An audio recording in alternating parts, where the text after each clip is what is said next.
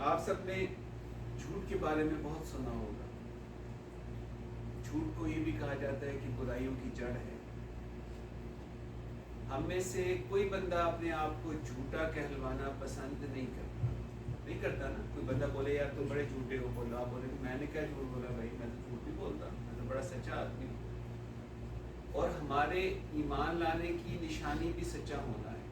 ہمارے پیارے نبی پاک صلی اللہ علیہ وآلہ وصحبہ وبارک وسلم، آپ نے جب سب سے پہلے کلیم کیا اللہ کے ایک ہونے کا، لوگوں تک دعوت پہنچائی، تو سب سے پہلے کس چیز کو آپ نے بیس بنا کے دعوت دی تھی؟ آپ نے فرمایا تھا پہاڑی پہ چڑھ کے کہ اے لوگو، کیا تم سمجھتے ہو اگر میں تم سے کہوں کہ اس پہاڑی کے پیچھے کوئی فوج ہے جو تم پہ حملہ کرنا چاہ رہی ہے تو مانو گے؟ انہوں نے کہا جی ہم مانیں گے کیونکہ آپ سچے صادق الامین.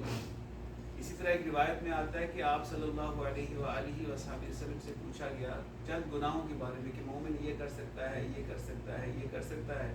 آپ نے فرمایا ہاں کر سکتا ہے. جب پوچھا گیا کہ جھوٹ بول سکتا ہے تو فرمایا نہیں، مومن جھوٹا نہیں ہو سکتا، مومن جھوٹا نہیں ہو سکتا. تو سچ بہت امپورٹنٹ ہے، اس کا الٹ جھوٹ اتنا ہی خطرناک ہے، گناہ کبیرہ ہے.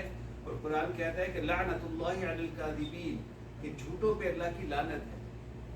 اور لعنت اور رحمت کا تصور ذرا واضح کر لیں. آج ایک دفعہ سرکار دو عالم صلی اللہ علیہ وآلہ وصحبہ وبارک وسلم صحابہ کے درمیان تشریف رکھتے تھے، تو آپ نے فرمایا کہ اے میرے صحابیوں، کوئی شخص بھی اللہ کی رحمت کے علاوہ، اللہ کی رحمت کے بغیر جنت میں داخل نہیں ہو سکتا.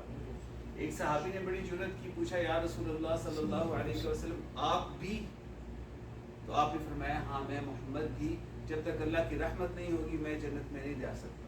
یہ ہمیں سمجھانے کے لیے بات فرمائی، ورنہ جن کی وجہ سے لوگ جنت میں جا رہے ہیں انہیں جنت میں کیوں نہیں جانا؟ ان کی عاجزی ہے. تو فرمایا کہ اللہ کی رحمت کے بغیر جنت میں نہیں جا سکتا. تو پھر ایک اور بات کی طرف آئی، یہ ہوگی اللہ کی رحمت، اور اللہ کی رحمت سے دوری کو لعنت کہا جاتا ہے. اللہ کی رحمت سے دوری، اللہ جس سے اپنی رحمت اٹھا لے وہ لعنتی ہو جاتا ہے.